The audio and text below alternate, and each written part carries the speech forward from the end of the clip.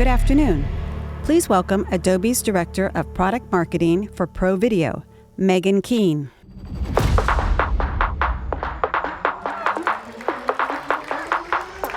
Hello, everybody, and welcome. My name is Megan Keene, and I lead strategy for our Pro Video products here at Adobe, so Premiere, After Effects across mobile and desktop. But my background and my creative identity is a documentary filmmaker. I worked in documentary back when long form still meant feature film.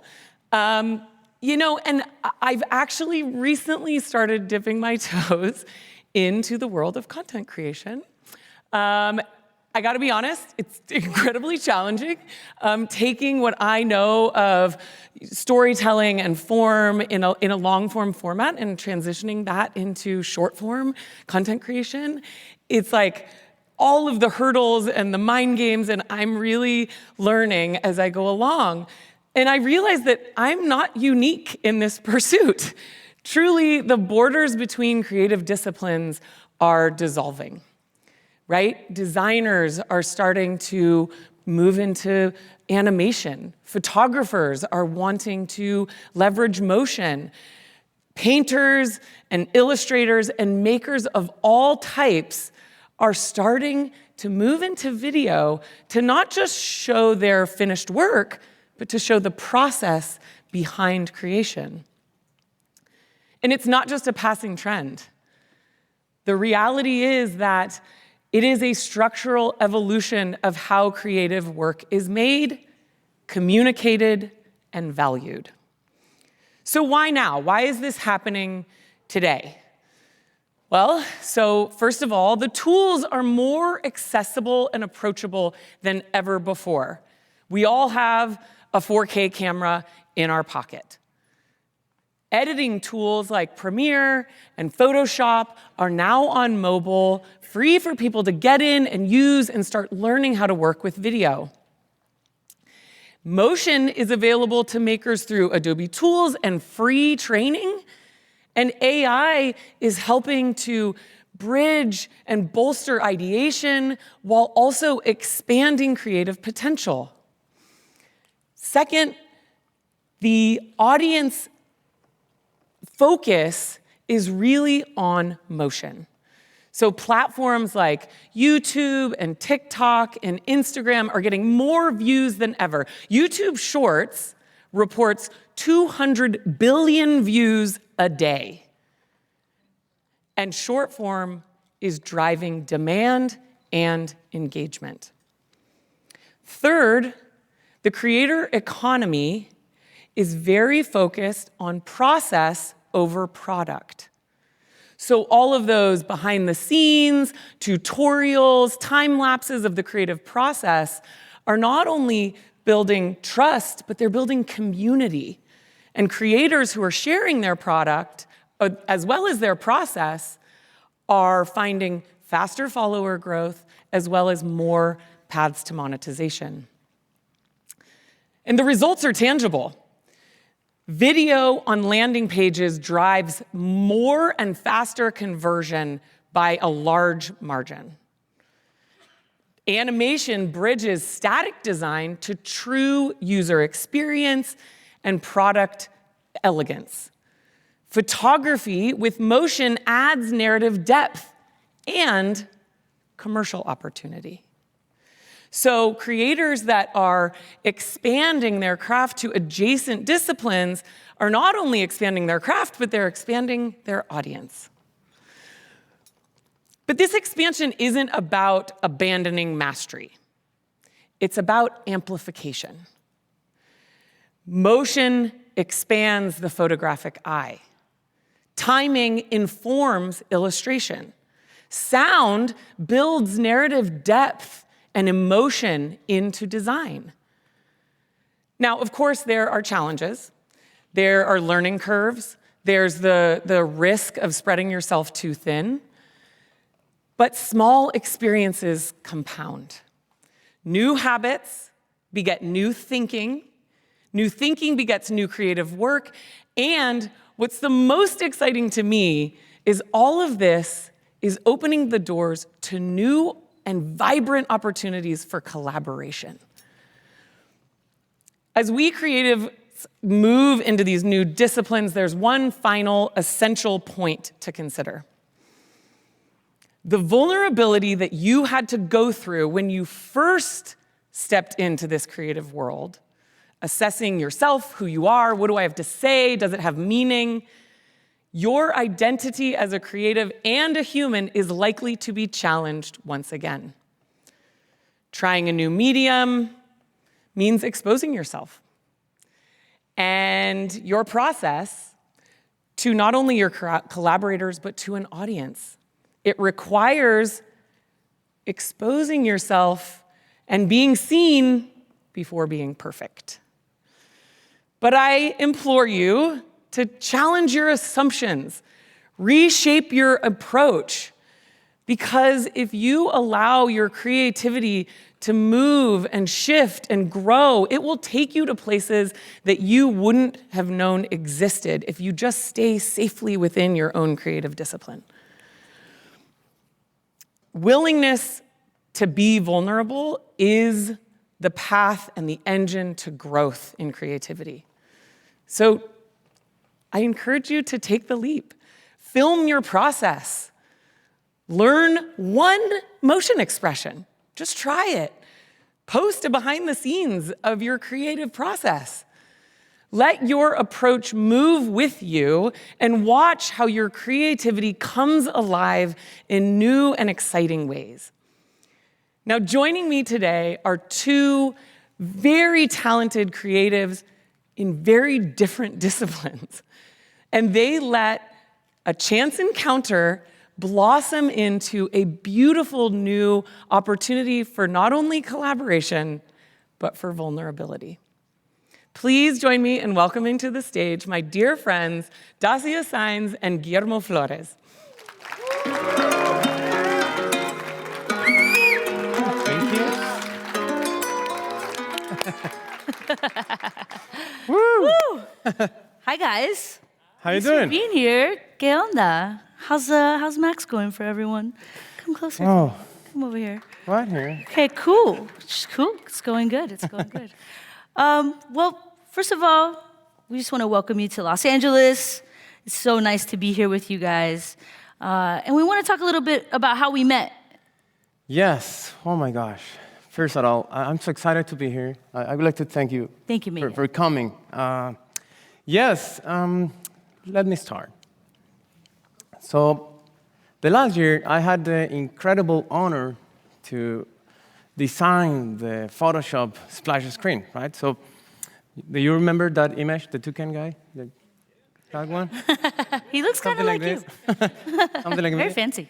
So, I went to Miami last year, and I remember when I was there, Dacia said something in Spanish on the stage. She said, "Qué bonito," which means that's beautiful in English. And I said, I need to talk to her. I got this gut feeling, you know.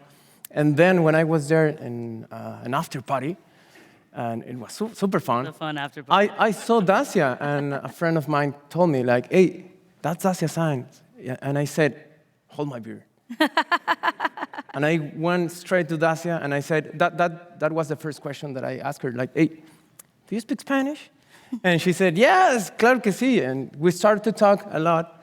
Cotorreando. That's what And then we realized that our parents were musicians. We're mariachi, Mexican music musicians, professional ones.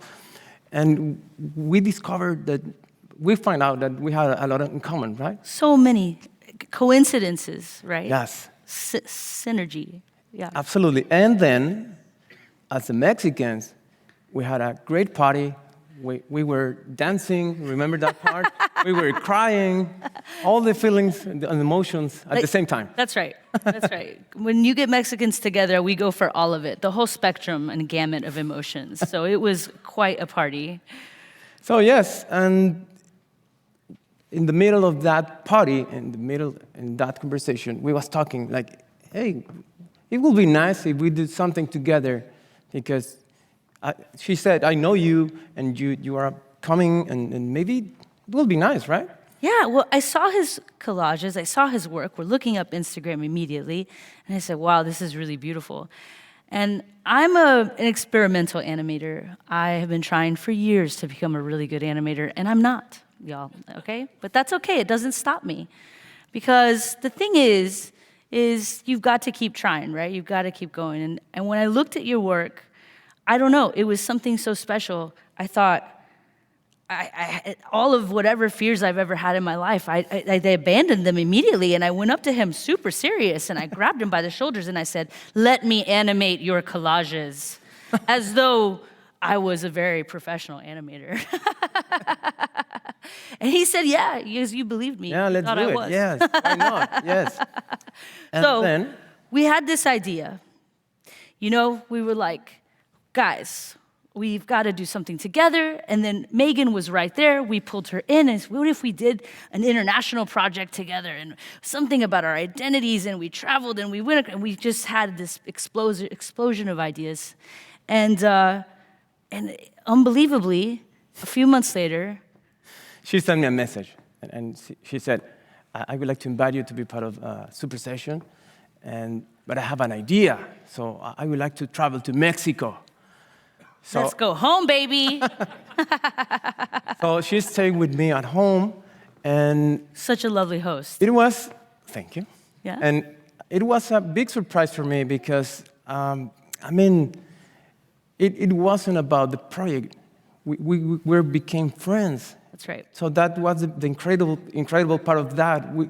It was not, we were talking about life, we were talking about everything, and we forgot the project, right? We were... Well, I didn't forget the project entirely. Okay, to be clear. Sorry, Adobe. I was working. So, you know, like Megan, I'm a documentary filmmaker. And I'm very used to filming in a very specific kind of way. I have a gut and an instinct, and that I do feel very confident about. I like to be very present. I like to be very close to people. I like to be very in the action. And that's how I've always filmed. That's how I've always DP'd. But we were talking about doing a video collage, something that neither one of us had done. So taking both of our skill sets and trying to merge them.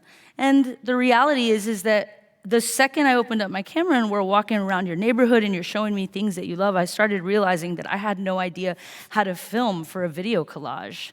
Like, all of the instincts that I had were wrong.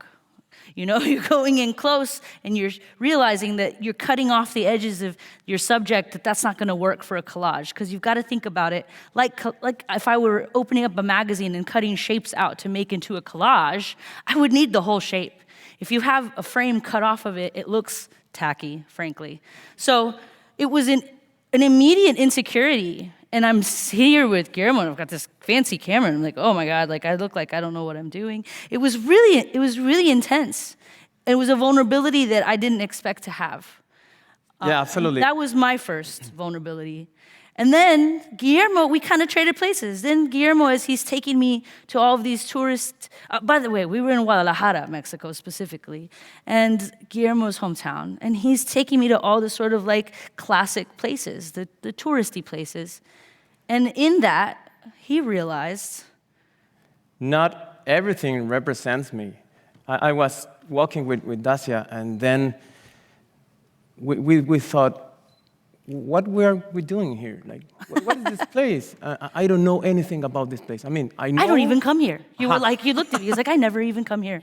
Why are we here? I'm like, so I don't know, man, you brought me That's here. why we started to walk in places that were super special for me, right? So that's right. Yeah, that's right. Suddenly, yeah, so hang on. I don't know that I'm keeping up with this. The lesson was, we must recognize what really matters to us, right? And that, especially doing video collage, it's something so special, it's something very personal, and it was about our identities and about who we are. And so in that, we start to reflect on what is the life I lead and what does it represent, as we're trying to build this visual vocabulary up that we were gonna use for our final project. And so... let's start. Yeah, so in that, hello. We're gonna show you what we did. We are going to dive into Photoshop, Premiere, After Effects, Firefly, and Fresco because we're crazy, y'all. It's a collage of all the apps. And, uh-oh. Don't let me click. Thanks, y'all. Y'all got me. Woo-hoo-hoo-hoo. They got me back there. All right, cool. So first of all, I'm going to jump into Premiere first. And this was super hard for me to figure out how to go about. I filmed like 250 gigabytes worth of footage in like 2 days, y'all. Again, thinking like a documentarian, I need a lot of B-roll. I'm gonna have to cut a bunch of stuff. We're gonna tell a story, you need a lot of shots.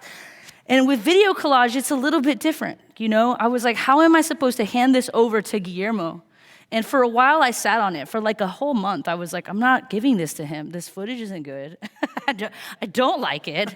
I was like avoiding him. I was like, I'm not gonna call him right now. Like, it was awful. And I just didn't know how to tackle this situation. I didn't know how to do it. And so finally, he says, I thought I had to rotoscope everything before we even talked. And he was like, stop being crazy. Just give me something. And so I realized, okay, I just need to make a bank, like a bank of clips of vocabulary. But this is how many clips that I had to go through, y'all. This is how many clips that I went through. This is an insane amount of clips.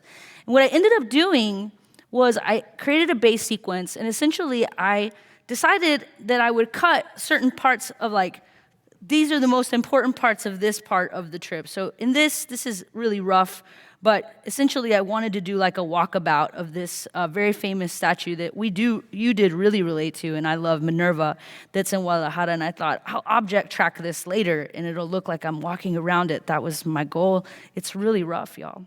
But I also decided, we also had these beautiful, this is Cabañas. This is Orozco, is a very famous muralist in Mexico, and this is kind of considered like the Sistine Chapel in Mexico.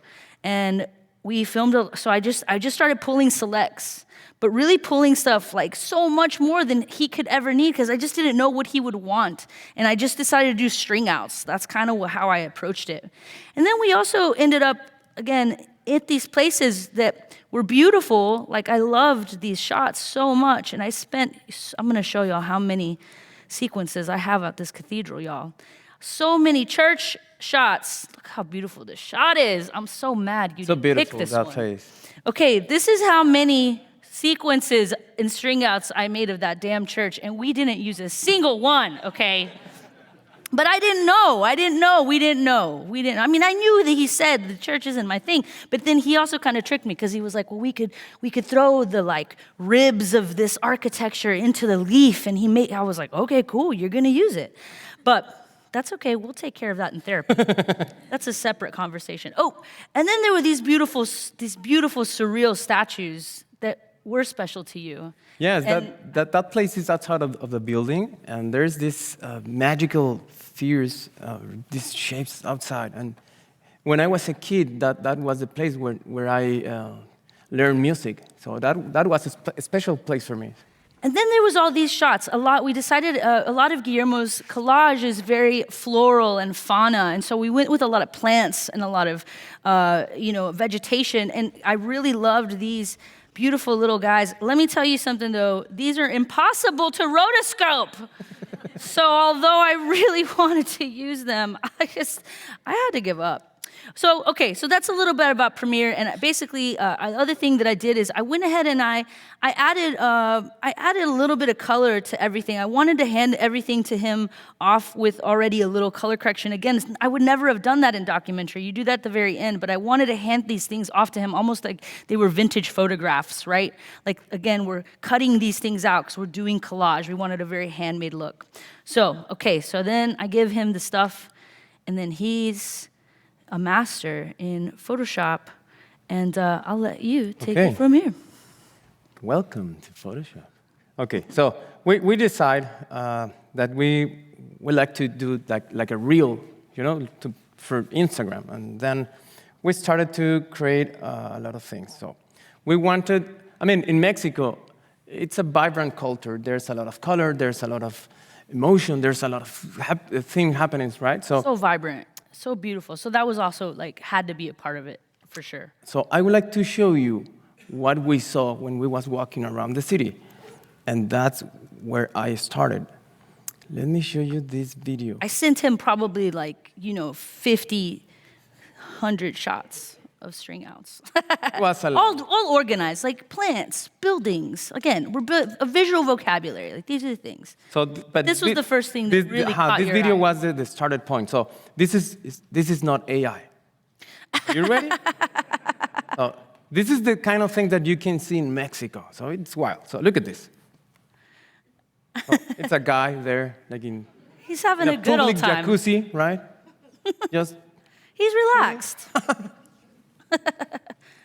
And then I decide, I love the shape, you know?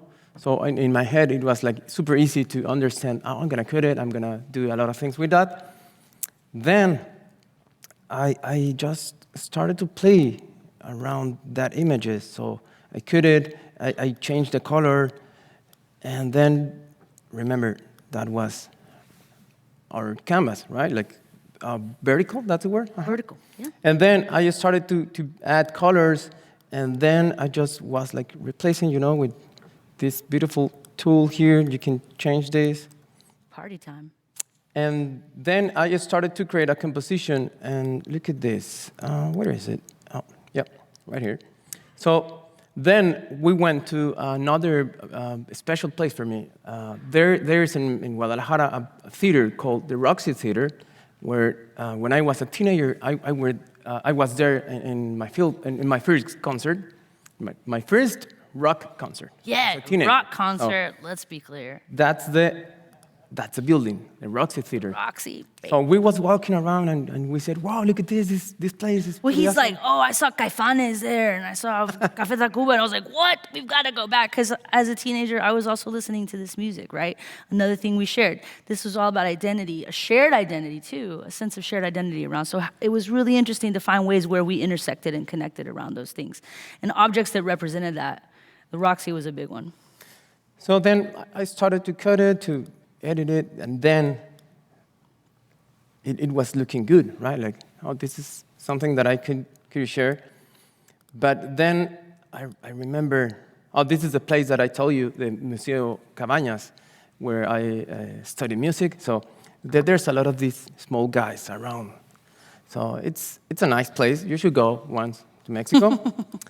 How many Mexicans are here? Oh, yeah. All right. Yeah. Hey, Mexican Americans, you count too, okay? Okay. So this is going to be an Spanglish session. Nah, I'm just kidding. Estoy bromeando. So, yes, I started to create a lot of things in these things. I put this guy here inside, and I just... And he's essentially, you're making like storyboards for me, right? Like you're Yes. making this map for me to later follow, which we'll talk about. And remember that the thing is, this is going to be a video collage. So a lot of things like this beautiful tree, it will be replaced in your computer, right? So, yes, by the way, I started to create some scratches and lines in Adobe Fresco. So I had these beautiful lines, and it was, let me show you. This is the file that I made.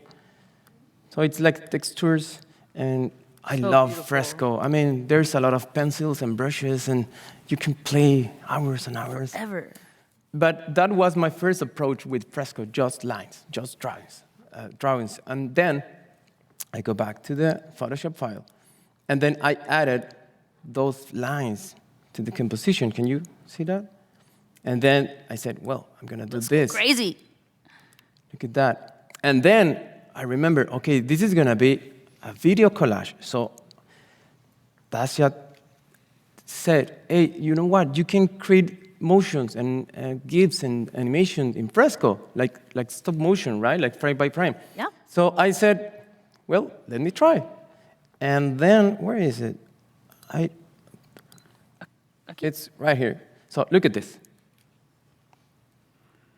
It was just, I was adding a frame, and I was just drawing.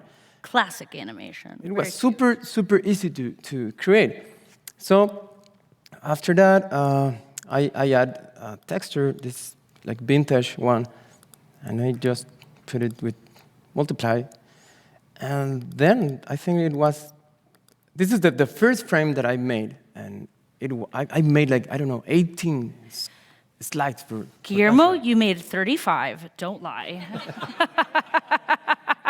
He said 18, pero son mentiras, okay? Don't lie to these people. Okay, so I would like to show you this image that Dacia. He's so good. He's so good. Dacia show you this. This is an Orozco murals. So I decided to cut it. So after that, I was thinking, okay, this is gonna be like, imagine, we can start with curtains, but these curtains will be made by the structure of the building. So I said, let me try this. So look at this. Yeah. So it's something like dun, dun, Theatrical. dun, dun, right? So I was thinking in music, I was thinking and the whole story, right? So, yes, I think so. Maybe I can show them a little bit more. So this is part of the final. Don't give away too much. Okay, so you saw this. But this is basically a storyboard. So it was like the guideline for Dacia.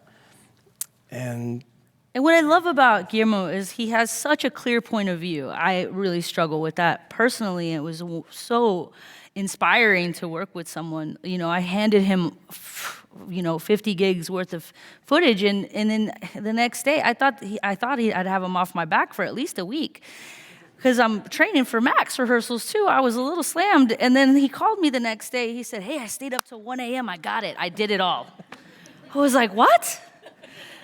And I thought, okay, whatever. And then we get together and he shows me, and it's beautiful. It was just, everything was so gorgeous. And it was like, okay, I have such a clear roadmap.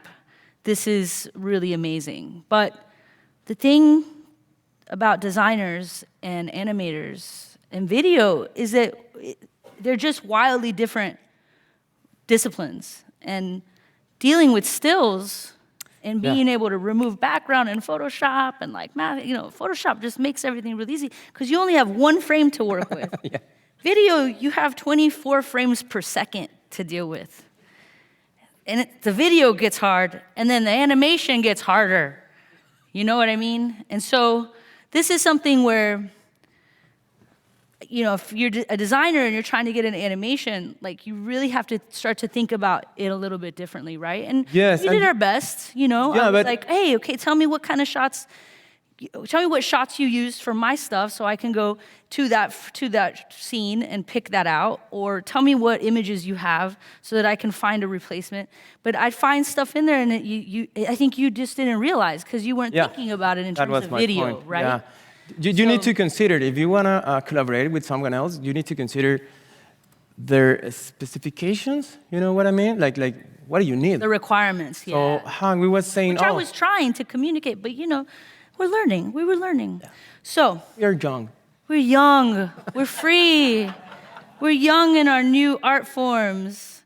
So, okay, so let's jump in over here. I do want to show the beginning that we did, the intro. So I'm gonna close. Well, don't pay attention to the big bird. This is the thing.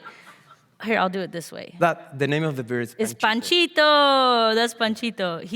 He's a fortune teller in Guadalajara. Okay, he told us we were gonna do great up here. So I hope y'all agree. Okay, so we're working vertical. So first of all, this is After Effects. Has anybody here opened After Effects? Yeah. People are always like, oh my God, but After Effects makes you a wizard, y'all. And it is such a deep and rich tool, and there's a lot here, but this is why it's so powerful. So working vertically, I work landscape, again, doing documentary, and this is, my layout more is over here. This would be my primary window, just to orient everyone. This is the project panel over here. Let me close up all my stuff. And then, that's why it's doing that. Okay, look how beautiful this looks. Look, everything's named. This is really important. If you're gonna be an animator and you're gonna be dealing with so many different sources I've got images, I've got GIFs, I've got, you gotta keep everything really organized. Being OCD is important. And I love my label colors too, right? And then this is like your layer stack in Photoshop, except with time. So don't get too scared. This is just things over time, right? And then these are the windows that give us our result. But normally I work in this size, but since I was working vertically, it just made more sense. I saw Kyle Hamrick do this. He put that window off to the side. It felt very rebellious, but I was like, well, Kyle can do it. And it makes more sense, right? Because I'm working vertical. So that was an interesting thing for me. So let's just see that first animation since you saw kind of the build up to it. And yeah, here we go. Without any music right now. Yeah. I took some creative liberties. Threw in a little 3D object there. Look at that little 3D cassette. Oh, the cassette, looking yeah. so cute. What's up? I love it. Okay, cool. So then there's that paper tear. That's one of the cool little tricks I want to talk about, which is actually a lot easier to do than I thought it would be. So I have that opener. And this is another thing. So this was another cool way to work vertically is that I could have my timeline be really big. And no, look, this is what I mean when I say as an animator, you're working with so many layers. That's because every single little individual thing has to move. And if you want your animation to be interesting, you want every individual little thing to move versus like, if I'm a logo, I just come in like this. Y'all, that's cheesy as hell. That's not motion. Okay, that's like some. But it's we don't want to do that. I need to say something. When Dacia sent me, I love you. When he asked me for the files, I don't understood that she needed one by one, and I put it together in the same motion. Like I was thinking in Photoshop, you know. So it was a hard time for us. We're working it out. Like I said, we're going to therapy soon. Don't worry, we'll be okay. We'll do this again. Absolutely. We got there finally. But it's okay. But it's true. You didn't think about it that way. You were like, big deal. Just mask it out. You know, like again, thinking about these GIFs. Here, I'm sorry. I'm getting off track, but this is a really good point. Let's look at these. So like something like this too. I needed the drawings, not just the flower, because the flower's separate from the drawings, right? That was a big one. I'm trying to find something that had a bunch of them together. It wasn't those. It was the PSD ones. They just had like so many drawings together. That one. I needed them separate, not all together. This is a big one. Come on, I can see it in the top. There it is. Woo! That one was really hard. And I thought for a minute I could do it, but I finally gave up. It was already so much to do. So guys, if you're a designer and you're working and collaborating with an animator, help your animator out, okay? Every single one of those little drawings that you see needs to be on its own separate file. And if possible, give it to them with an alpha background because it's just so much more work, okay? Okay, that's the PSA. We'll keep it moving. We're running out of time. That's part of the therapy. But we learned. So one thing I love about After Effects, look at all these color keyframes. So I was able to really keep those organized. Like I knew this was my intro, and I knew this was the next part. And I thought for a minute, am I gonna do all 41 seconds and all these layers and be a maniac and have 1,000 layers? And then I realized I can't do that because I needed to do this paper tear, right? And so I pre-comped this is the part that is the animation, and I added this mask to it on a solid. I have it track matted to this solid that has a mask. Let's look at just that guy.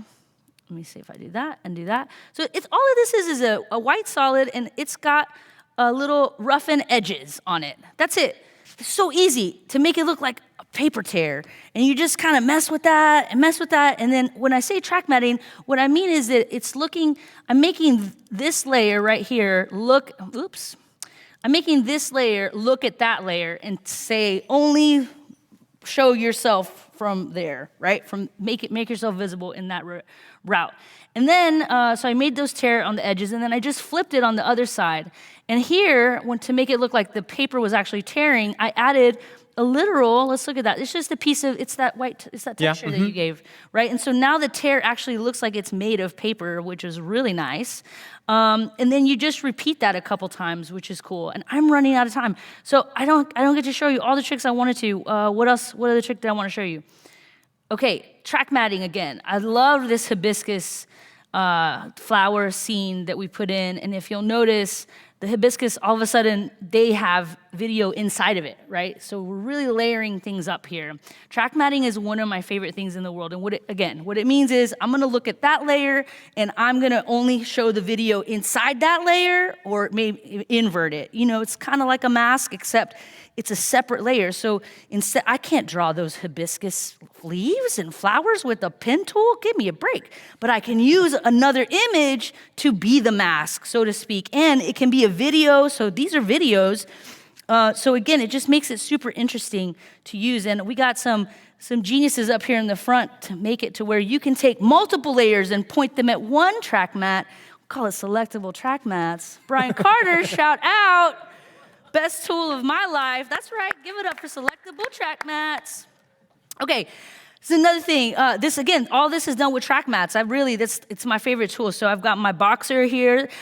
This is symbolically meant to be, so I box a lot in Austin. It's my favorite thing. What I did was I spent sort of the first 20 minutes focused on Guadalajara, and then the last 20 minutes focused more on Austin meant to represent the both of us. And what this meant was like we're fighting big buildings being built in Austin and gentrification. Fuck that. Cuss that. Oops. Okay, the other thing, oops, cussing everywhere. Okay, another little trick that I love here, these are all track mats. This is all track mats. Just call me Mr. Track Mat. Another little trick that I love that I learned in this process. So I love this glow on the butterfly. And this was something that I didn't know about, which is, usually I would just throw a glow effect onto the butterfly. So I'm gonna turn that off. I'm gonna show you this trick real quick. Let me click here real quick. I really like to look for effects this way. I learned recently that I kind of am the only person that does this, but I love it. Okay, check this out. I'm gonna put that glow in it. Ew, that's not glowing. Do you see that emitting? It's not. It just made everything look blurry and weird, and it doesn't matter if I mess with this, it kind of makes it worse. I don't want it to be turned white. So I learned another trick, actually. Get rid of that, gross. You can duplicate your layer. Look how pretty that looks now. And on your duplicate layer, if you add a little levels on it, and you crunch the levels down, and you add a fast blocks blur, you can really get a nice, beautiful glow going. That's the part where you go, ooh. Ah, yes.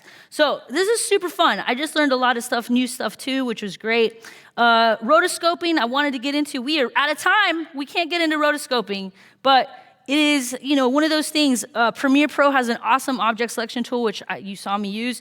But you know what? Sometimes you need to do more, and especially when you're doing things like vegetation, foliage, plants, or you've got little rough edges, you need to go to After Effects because you've got some extra tools in there. You've got an extract tool that can help crush those blacks and those whites in your sky down. You've got some refined effects that you can use, and the refined brush tool is really great. So anyways, a lot of time in After Effects. So now, guys, this is really the main message of the show for us. And so here's just the very end of the animation for you, because this is the big point. Home is not, and I need to cut that down a little bit. Home is not where you are, but who you are, okay? That's the real big point. But it's also about who you choose to build community with and be in partnership with and collaborate with, which is why we have a surprise.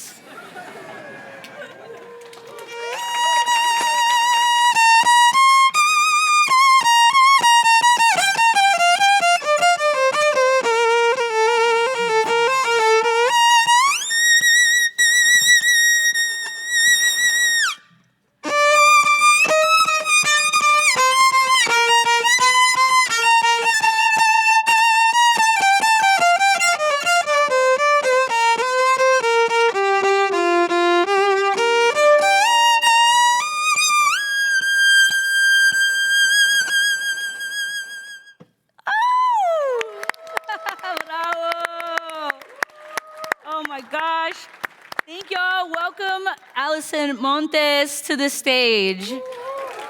So Again, Guillermo and I share mariachi in common. Our music and our culture is very inspired and infused in mariachi. And so, Allison, we wanted to invite you. Animation is all about building up sounds. We wanted to invite you to see if you might add a little violin to our animation. Absolutely. Okay, killer. All right, so I'm going to give you a little countdown, and then we'll get it done. All right, 3, 2, 1.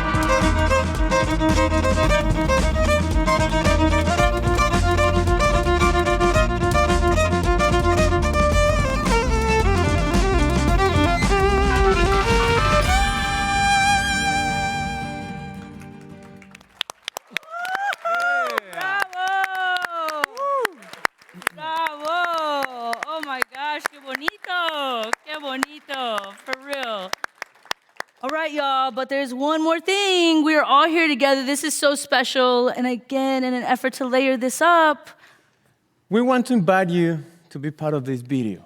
So we create the music. We have Allison playing, but we want to show you something about the Mexican mariachi culture. It's called El Grito, right? So we're going to make the grito like a mariachi guy, you know? So I'm going to teach you. So I'm going to do it first. I'm going to take a long respiración. Big breathe. Breath. So you need to breathe, and then you need to wait. I'm going to make it the sound, and then you're going to repeat it, right? Ready? So I'm going to do it.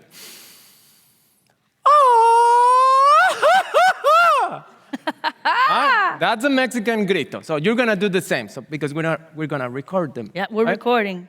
Hit it. So, ready? Remember, you need to breathe, take a breath, and then I'm going to say 1, 2, 3, and then you're going to do it, right? Right. Ready? Okay, so breathe. 1, 2, 3.